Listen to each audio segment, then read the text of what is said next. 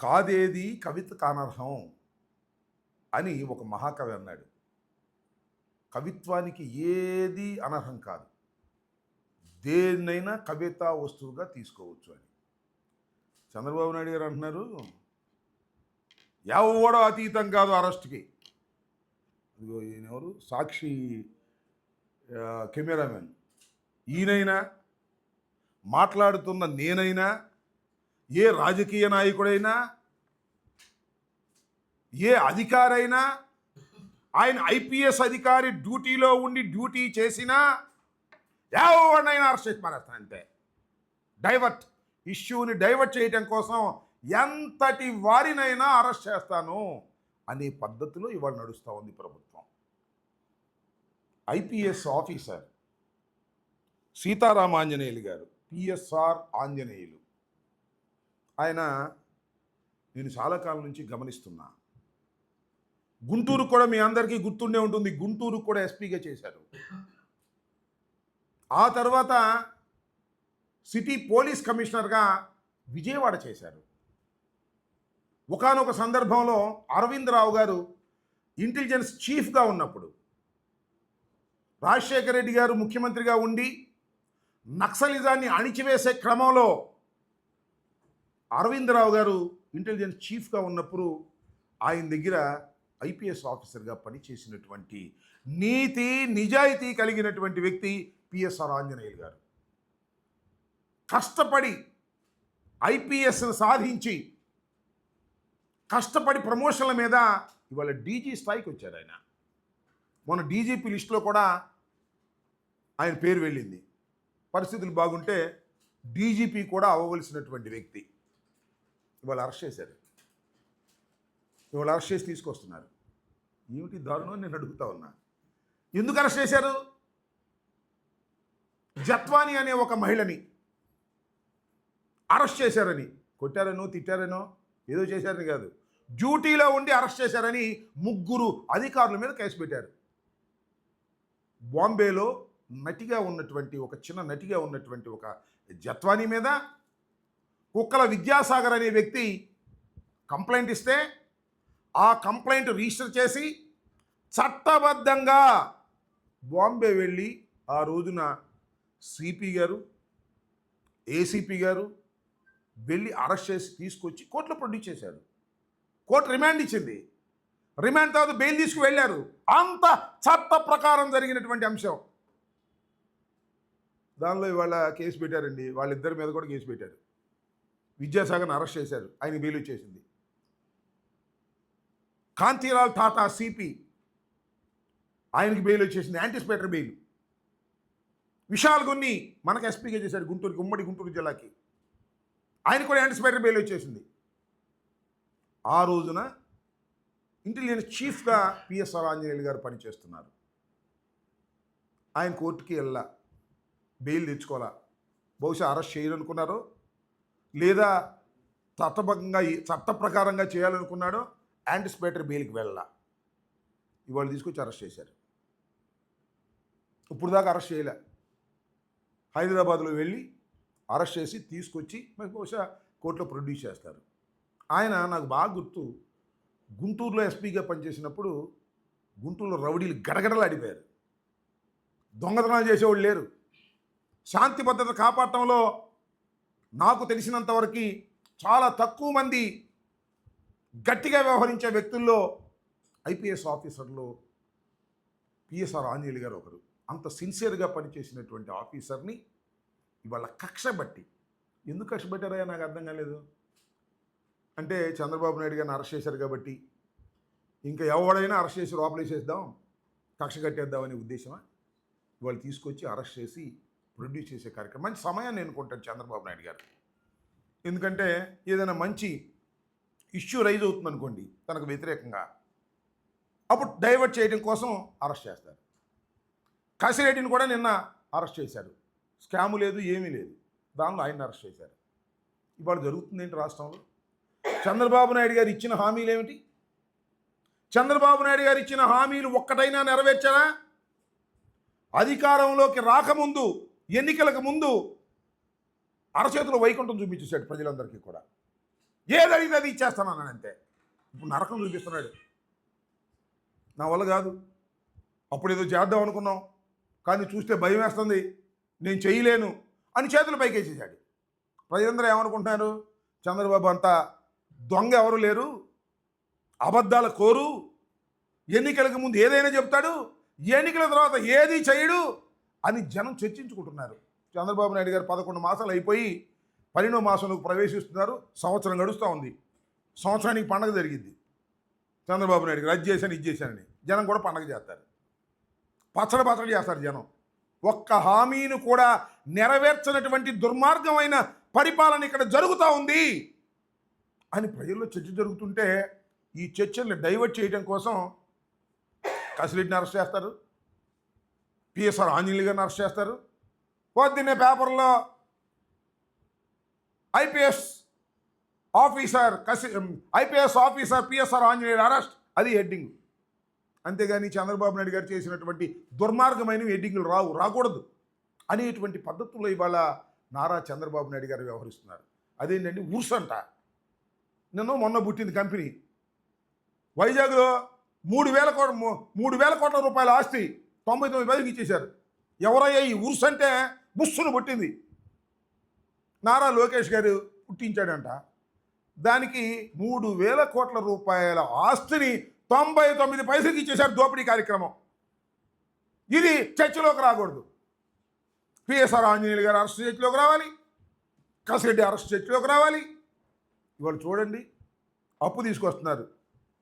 అప్పు తీసుకొచ్చి విపరీతంగా ఎస్టిమేషన్లు పెంచేసి దోపిడీ కార్యక్రమం చేస్తున్నారు. రేపు 2వ తారీఖున ప్రధానమంత్రి గారు వచ్చి మళ్ళీ ప్రారంభోత్సవం చేస్తారంట. ఒకసారి ప్రారంభోత్సవం చేశారు, శంకుస్థాపన, మళ్ళీ 2వ శంకుస్థాపన చేయడానికి ప్రధానమంత్రి గారు వస్తున్నారు. విపరీతమైనటువంటి దోపిడీ లంచాలతో సతమతమైపోతుంది రాష్ట్రం. లిక్కర్ దందాలు నేను చెప్పే కాదు, వాళ్ళ పేపర్లో కూడా రాస్తున్నాయి.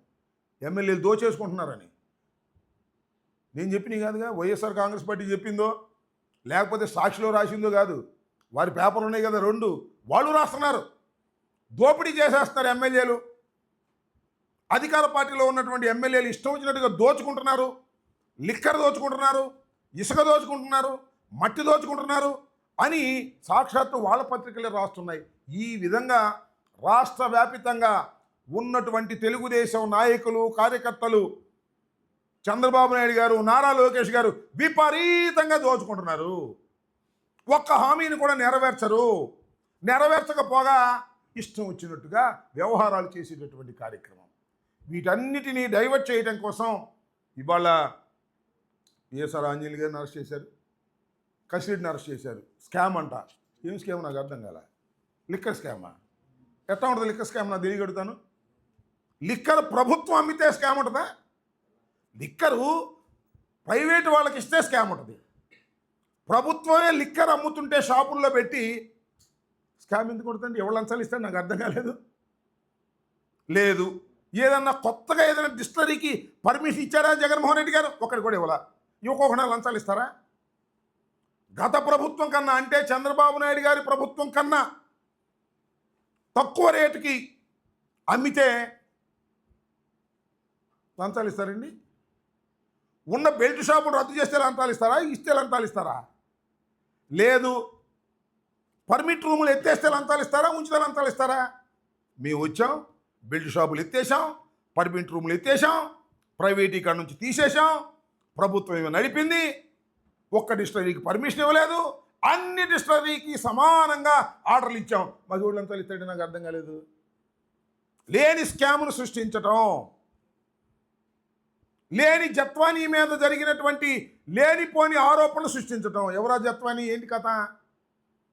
ఒక కంప్లైంట్ ఇస్తే ఒక విద్యాసాగరరావు దాన్ని రిజిస్టర్ చేశారు, చట్టబద్ధంగా తీసుకెళ్లారు.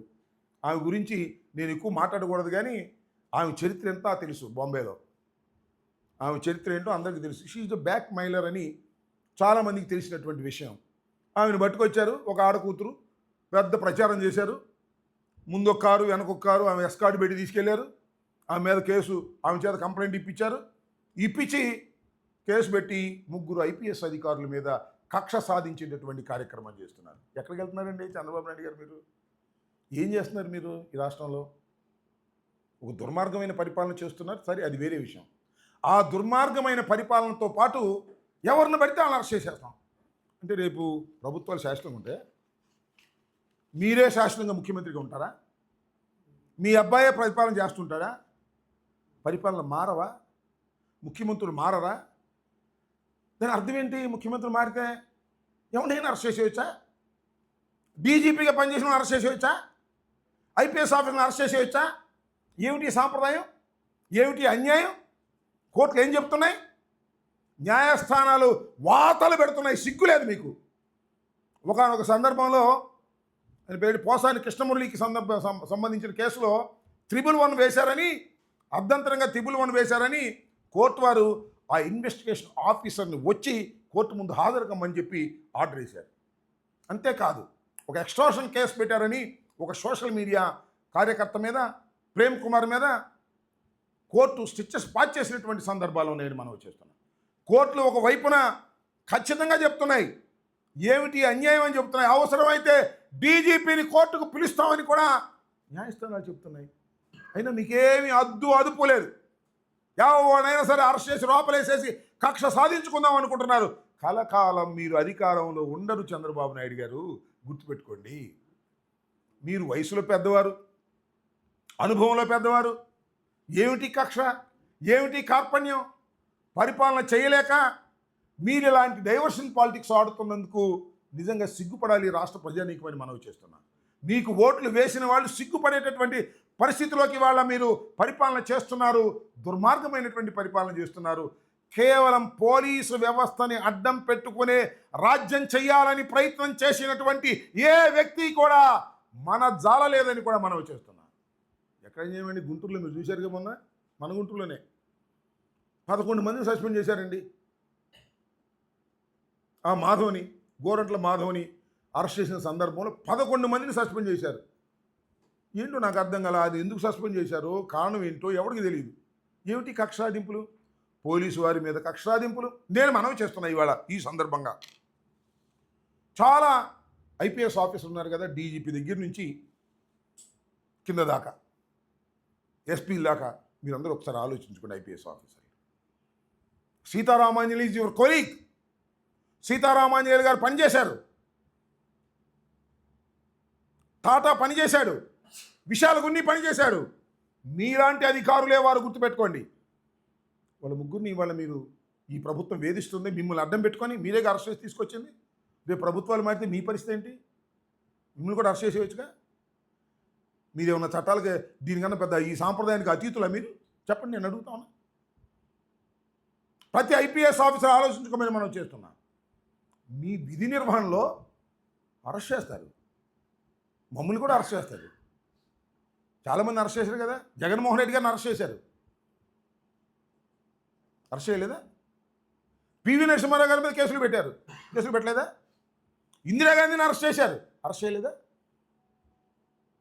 జయలలితను అరెస్ట్ చేశారు, చేయలేదా? వాళ్ళందరినీ ఇక మళ్ళీ వచ్చి అరెస్ట్ చేస్తారా ప్రభుత్వాలు వచ్చి ఐపీఎస్ ఆఫీసర్ని? ఏమిటి అన్యాయం? ఏం చేస్తావు చంద్రబాబు నాయుడు గారు? నాకు తెలియక అడుగుతాను. చాలా అనుభవజ్ఞుడు కదా నువ్వు. కలకాలం ఇలాగే ఉంటావా? ఉట్టికట్టు ఊరేగుతావా? ప్రభుత్వాలు మారవా? నువ్వు అపోజిషన్లోకి రావా? నీ అబ్బాయి అపోజిషన్లోకి రాడా? దుర్మార్గమా? ఏం దుర్మార్గం ఇది? నేను తెలియక అడుగుతాను. ఎవరిని పడితే అని అరెస్ట్ చేసేయటం, ఎవరు నీకు వ్యతిరేకంగా మాట్లాడితే వాళ్ళని అరెస్ట్ చేయటం. అంటే అరెస్టులు చేసి జైలులో నింపేసి నాయకుల్ని, వైఎస్ఆర్ కాంగ్రెస్ పార్టీ నాయకుల్ని నువ్వు రాజ్యం చేద్దాం అనుకుంటున్నావా? ఎన్నాళ్ళు చేస్తావు? ఈ 4 సంవత్సరాల తర్వాత కూడా చేస్తావా? చూస్తావు. ప్రజా వ్యతిరేకత నేను మనవి చేస్తున్నా. ఒక్కసారి ఆలోచన చేసుకోండి, ఎంక్వైరీ చేసుకోండి.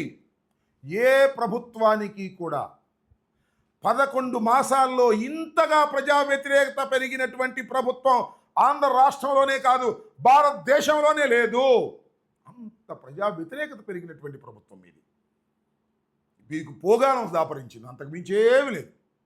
అంటే ఇంకా 4 సంవత్సరాలు ఉన్నాంలే మనం, ఈ లోపల ఎవరిని పడితే ఆయన కొట్టిపారేద్దాం, ఎవరిని పడితే ఆయన రౌడీతం చేసేద్దాం, పోలీసులను అడ్డం పెట్టుకుని రౌడీతనంగా వ్యవహరిద్దామని నారా చంద్రబాబు నాయుడు గారు అనుకుంటున్నారు అనేది నాకున్నటువంటి అభిప్రాయం. ఇవన్నీ చూస్తుంటే దుర్మార్గం చేస్తున్నారు చంద్రబాబు నాయుడు గారు.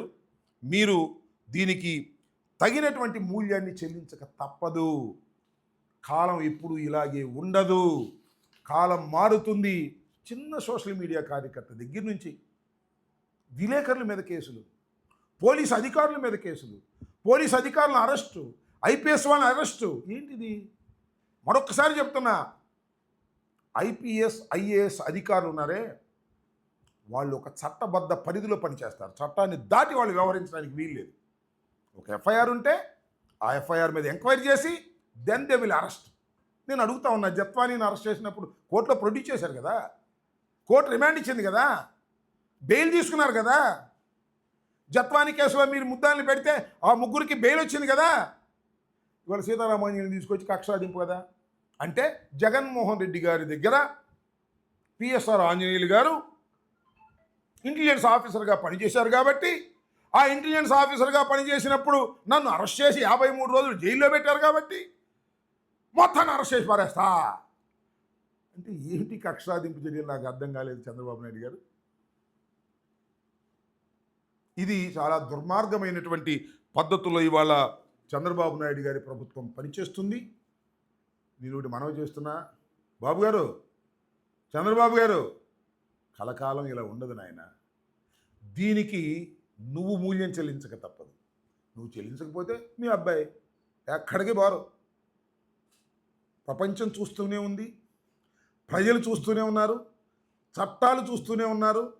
అడ్డగోలుగా మీరు మీ మీద జరుగుతున్నటువంటి ప్రచారాన్ని, అంటే ఐ మీన్ మీరు అసమర్థ పరిపాలన చేస్తున్నారనే ప్రచారాన్ని, ప్రజల నుంచి వచ్చినటువంటి ప్రచారాన్ని, అమరావతిలో దోపిడీ చేస్తున్నారనే ప్రచారాన్ని, విశాఖపట్నంలో దోపిడీ చేస్తున్నారనే ప్రచారాన్ని, మీ శాసనసభ్యులు ఎక్కడ పడితే అక్కడ లూటీలు చేస్తున్నారనే ప్రచారాన్ని డైవర్ట్ చేయడం కోసం అధికారుల్ని అరెస్ట్ చేయటం, స్కాములు లేకపోయినా స్కాములు ఉన్నట్టుగా సృష్టించి వైఎస్ఆర్ కాంగ్రెస్ పార్టీ నాయకుల్ని అరెస్ట్ చేయాలనేటువంటి ప్రయత్నం.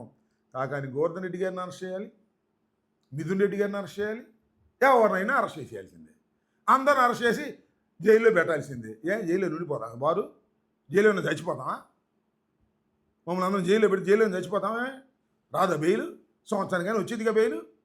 ఏంటి అన్యాయం, దుర్మార్గం? చంద్రబాబు నాయుడు గారు, నేను మనవి చేస్తున్నా, చాలా తప్పు చేస్తున్నారు చంద్రబాబు నాయుడు గారు. వయసులో పెద్దవారైనటువంటి మీరు, 75వ పుట్టినరోజు జరుపుకున్న మీరు, గుర్తుపెట్టుకోండి, దీనికి తగ్గ మూల్యం చెల్లించక తప్పదు. జాగ్రత్త అని కూడా ఈ సందర్భంగా నేను హెచ్చరిస్తూ ఉన్నాను.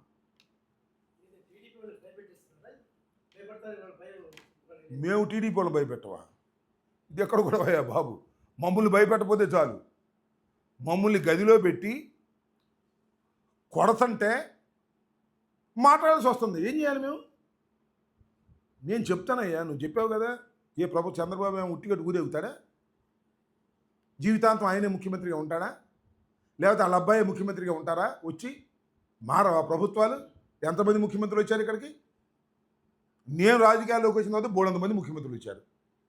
చంద్రబాబు అపోజిషన్లోకి వెళ్ళాడు.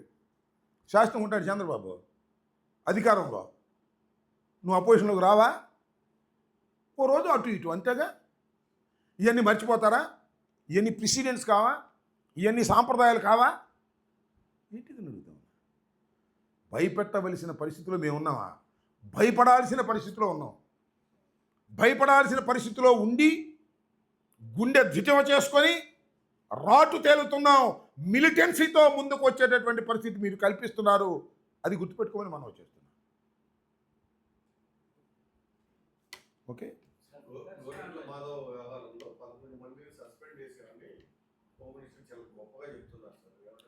అది అసమర్థత. నిజంగా ఆ 11 మంది తప్పు చేసినట్టు అయితే హోంమంత్రి రాజీనామా చేయాలి. తన డిపార్ట్మెంట్లో ఒక మాజీ పార్లమెంటు సభ్యుడిని అరెస్ట్ చేసి కోర్టులో ప్రొడ్యూస్ చేసే సమయంలో మరి వాళ్ళు ఏం తప్పు చేశారు నాకు అర్థం కాలేదు. 24 గంటలలోపే ప్రొడ్యూస్ చేశారు. దానిలో ఇంక సస్పెండ్ చేసిన అవసరం ఉంది. అంటే గోరంట్ల మాధవ్కి సమాచారం ఇచ్చారు. ఎవరు? ఆ కిరణ్ అనే వ్యక్తి గోరంట్ల మాధవ్కి సమాచారం, అరెస్ట్ చేసి తీసుకొస్తున్నామనేటువంటి సమాచారం ఇచ్చారని కూడా ఎవరు అంటున్నారు. మరి ఎంతవరకు నిజమో నాకు తెలియదు అవ్వదు. కానీ ఎస్పీ గారు చెప్పాడే, మీరందరూ కూడా ఉన్నారు కదా రోజున, అదేం రహస్యం ఉంది, మేము ఇక్కడ ప్రొడ్యూస్ చేస్తామని చెప్పాము, ఎస్పీ ఆఫీసులో మీటింగ్ ఉంది, ప్రెస్ మీటు కిరణ్ తీసుకొస్తున్నామని చెప్పాం, అదేమో రహస్యం కాదని చెప్పాడు కదా ఆయనే. ఎందుకు అసలు ఆ 11 మందిని మీరు సస్పెండ్ చేశారు నాకు అర్థం కాల. ఒక ఆయన వీఆర్కి పంపించారు. ఏంటి మీకు ఏమైనా కక్షలు ఉన్నాయా నిజంగా? ఆ? ఫోన్ అవకాశమా? నాకు తెలియకడుగుతానయ్యా. రిమాండ్కి వెళ్ళే ముందు పోలీస్ కస్టడీలో ఉన్నప్పుడు భోజనం బెటరా, మంచి లేవరా, ఎవరు టక్కన ఫోన్ తీసుకొని ఇచ్చాడు. ఇప్పుడు నన్ను అరెస్ట్ చేశారు అనుకోండి, కాసేపు గవర్నమెంట్ హాస్పిటల్కి వెళ్ళిన తర్వాత టక్కన ఎవడో తీసుకొచ్చి నీ ఫోటో ఇచ్చాడు, టక్కన మాట్లాడాడు, లాక్కుంటారా? దాంతో ఉద్యోగాలు పోగొడతారా? ఫోన్లో ఏం మాట్లాడాడు, తప్పుపోవడానికి ఏమైనా ప్రయత్నం చేశాడా? పోలీస్ కస్టడీలో ఉన్నప్పుడు ఫోన్ మాట్లాడటమే నేరం అయితే you have to ask explanation. Suspend చేసేస్తావా? ఏంటిది? హోంమంత్రి రాజీనామా చేయాలి నిజానికి, అది తప్పు అయితే. ఏంటిది? దుర్మార్గం, అన్యాయం, అక్రమం జరుగుతూ ఉంది. చంద్రబాబు నాయుడు గారికి ఎవడైనా ఒకటేనండి, అతను ఒకటే నిర్ణయానికి వచ్చాడు. ఆ పెద్ద మనిషి నన్ను అరెస్ట్ చేసి 53 రోజులు పెట్టారు, నాకు అనుమానం ఉండడంలో లోపలేసేస్తాను అంటున్నాడు అంతే. రెండో పని లేదు, సంక్షేమం లేదు, అభివృద్ధి అంతకంటే లేదు, అప్పులు, క్యాష్ కొట్టుకోవటాలు, లోకేష్ బాబు ఈయన కనపడేలా లోపలేసేయటాలు అంతే అని అనుకుంటున్నాడు. గ్యారంటీగా మూల్యం చెల్లించక తప్పదు. చరిత్ర అన్నీ గమనిస్తూనే ఉంటుంది, గుర్తుపెట్టుకోవాలని కూడా ఈ సందర్భంగా చెప్పదలుచుకున్నాను. ఏమో ఏ రూపంలో ఉంటుందో మనం ఏం చెబుతాం చెప్పు. ఏ రూపంలో అయినా ఉండొచ్చు. మూల్యం ఏ రూపంలో ఉంటుందో, భగవంతుడు ఏమి నిర్ణయిస్తాడో, ప్రజలు ఏమి నిర్ణయిస్తారో మనం ఏం చెప్పగలం చెప్పండి. మూల్యం ఏ రూపంలోనైనా ఉండవచ్చును.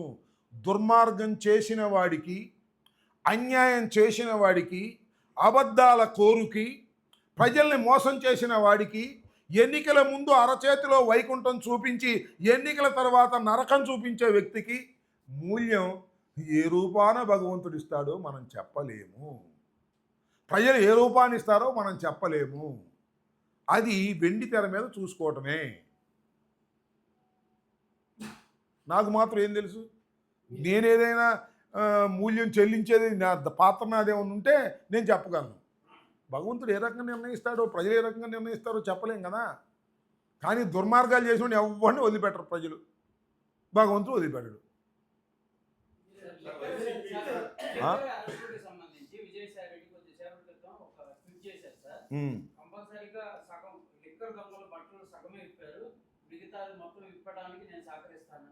అంటే ఆయన కూడా ఇప్పేస్తే మొత్తం ఇప్పేసి ఉంటుంది. ఆయన కూడా ఇప్పేస్తే సగం ఆయన సగం అయి ఉంటుంది. ఏదో పిచ్చి ఏదేదో మాట్లాడుతుంటాడే. ఇప్పుడు పార్టీ నుంచి బయటికి వెళ్ళిన పెద్ద మనిషి ఆయన. పార్టీ నుంచి బయటికి వెళ్ళిన తర్వాత మా మీద బురద చల్లడానికి సిద్ధించుకున్నాడు. చంద్రబాబు చేతిలోకి వెళ్ళిపోయాడు. ఏముంది దానిలో, ఏదైనా మాట్లాడతాడు. అలాంటి వాటికి ఏం సమాధానం చెబుతాం అడ్డగోలుగా మాట్లాడే వాళ్ళకి? మా పార్టీ నుంచి బయటికి వెళ్ళిపోయాడుగా. ఇక మా పార్టీ మీద బురద చల్లే కార్యక్రమం చేస్తున్నాడు. చేసుకొని ఎవడు కాదంటే ఇలాంటివి చాలా చూసాం.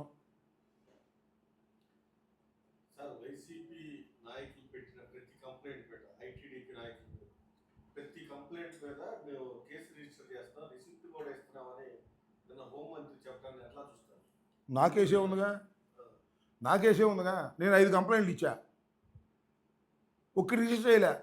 ఒక్కటి కోర్టుకి వెళ్ళా, హైకోర్టుకి, అప్పుడు 4 రిజిస్టర్ చేశారు. ఇంకోటి పెండింగ్లో ఉంది. ఇంకా 2 కంప్లైంట్స్ ఇచ్చా, ఇంతవరకు రిజిస్టర్ చేయలే.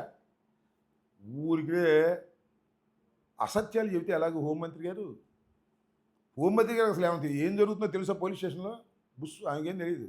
నారా లోకేష్ అడిగి చెప్తాడు. ఆమె డైరెక్షన్లో పనిచేస్తున్నారు, ఆయన డైరెక్షన్లో పనిచేస్తారు అందరూ. హోమ్ మినిస్టర్ గారికి ఏం లేదు, మైక్ ముందు పెట్టి మాట్లాడుతూ ఉంటుంది అంతే. ఆమెకి ఏమీ తెలియదు, ఏ కంప్లైంట్ని రిజిస్టర్ చేయటం లేదు. ఉదాహరణకి నేను ఇచ్చినటువంటి 5 కంప్లైంట్స్లో ఏది రిజిస్టర్ చేయకపోతే నేను హైకోర్టును ఆశ్రయిస్తే హైకోర్టులో బెంచ్కి వచ్చే ముందు 4 కేసులు రిజిస్టర్ చేశారు, 1 కేసు రిజిస్టర్ చేయలేదు. అది కూడా కోర్టులో వాదనలకి ఉంది. రేపు 30వ తారీఖున ఉంది. కోర్టు వారు ఏమి నిర్ణయిస్తారో దాని ప్రకారం ముందుకు నడుస్తాం. అందువల్ల వైసీపీ ఇచ్చినటువంటి కంప్లైంట్స్ను పక్కన పెడుతున్నారు. తెలుగుదేశం పార్టీ వాళ్ళు ఇచ్చిన కంప్లైంట్స్ని రిజిస్టర్ చేస్తున్నారు. తెలుగుదేశం పార్టీ ఇచ్చిన కంప్లైంట్స్ అంటే వాళ్ళే ఇప్పిస్తారు. చంద్రబాబు నాయుడు గారు, లేదు మన లోకేష్ గారు, లేదు హోంమంత్రి గారు, ఏ అశోక్ ఒక కంప్లైంట్ ఇవ్వు అంబటి రాంబాబు మీద, పలానా ఎస్ఐకి ఫోన్ చేసి అంబటి రాంబాబు మీద ఆయన కంప్లైంట్ ఇస్తాడు, రిజిస్టర్ చేసి సాయంత్రాన్ని పట్టుకురా, అది కూడా తెల్లారగట్టు పట్టుకురా. తెల్లారగట్టు పట్టుకొస్తే మళ్ళీ తెల్లారి గంటల లోపల కోర్టులో హాజరుపరచవచ్చు. పబ్లిక్ కోర్టులో కంటే రాత్రిపూట మ్యాజిస్ట్రేట్ ఇంటికి తీసుకెళ్ళి హాజరు పెట్టవచ్చు. ఆ రకంగా ప్లాన్ చేస్తున్నారు. మీరు చూసారా? గోరంట్ల మాధవన్ ఒకడిని, మొన్న కృష్ణవేణిని ఒకరిని, వీళ్ళిద్దరినే పబ్లిక్ కోర్టులో ప్రొడ్యూస్ చేశారు. కరోనందరి మ్యాజిస్ట్రేట్ గారి ఇంటి దగ్గరే ఆ టైం ఫిక్స్ చేస్తున్నారు. అంటే గుట్టు చప్పుడు కాకుండా నిరసన బయటికి రాకుండా కోర్టు హాల్ నిండిపోయింది మొన్న. మీరు చూశారో లేదో? చూసారా? గోరంట్ల మాధవని కోర్టు దగ్గరికి తీసుకొచ్చినప్పుడు కోర్టు హాల్ కిక్కిరిసిపోయింది న్యాయవాదులతో, మా న్యాయవాదులతో. మా న్యాయవాదులు సో యాక్టివ్, చంద్రబాబు నాయుడు గారి దయ వల్ల కేసులు పెడుతున్నారు, మా వాళ్ళు కోర్టులు వేసుకుంటున్నారు, కోర్టుకు వెళ్తున్నారు, ఆర్గ్యూ చేస్తున్నారు, రిలీఫ్స్ తీసుకొస్తున్నారు. ఒకరోజు అటు ఇటు పోలీస్ కస్టడీని పెడతారు. ఏందో మరి నాకు అర్థం కాల. సోషల్ మీడియా కేసులో కూడా పోలీస్ కస్టడీ అని పెడితే బెయిల్ కొన్నాళ్ళు లాగొచ్చని, ఎక్కువ కాలం నిర్బంధంలో ఉంచొచ్చు అనేది బాబు గారి ఆలోచన. 53 రోజుల లోపల ఎవరికి బెయిల్ రాకూడదని ఆయన ఉద్దేశం. ఎందుకంటే ఆయన 53 రోజులు ఉన్నాడు కదా, అందుకని 53 రోజుల లోపల ఎవరికి బెయిల్ రాకూడదని ఆయన ఉద్దేశం. తనలాగానే అందరూ లోపల ఉండాలి అని ఆయన ఉద్దేశం. నేరం చేసినా చేయకపోయినా. చాలా దుర్మార్గంగా ఉంది వ్యవహారం. ఈ దుర్మార్గానికి నేను చెప్పే ఇందాక మూల్యం చెల్లించు ఏ రూపంలో ఉంటుందో నాకు తెలియదు. అది మాత్రం బుక్ ఎందుకు? మాకు బుర్రే పెద్దది, బుర్రలు అన్నీ గుర్తుంటాయి. నేనేం బుక్ తయారు చేయట్లే.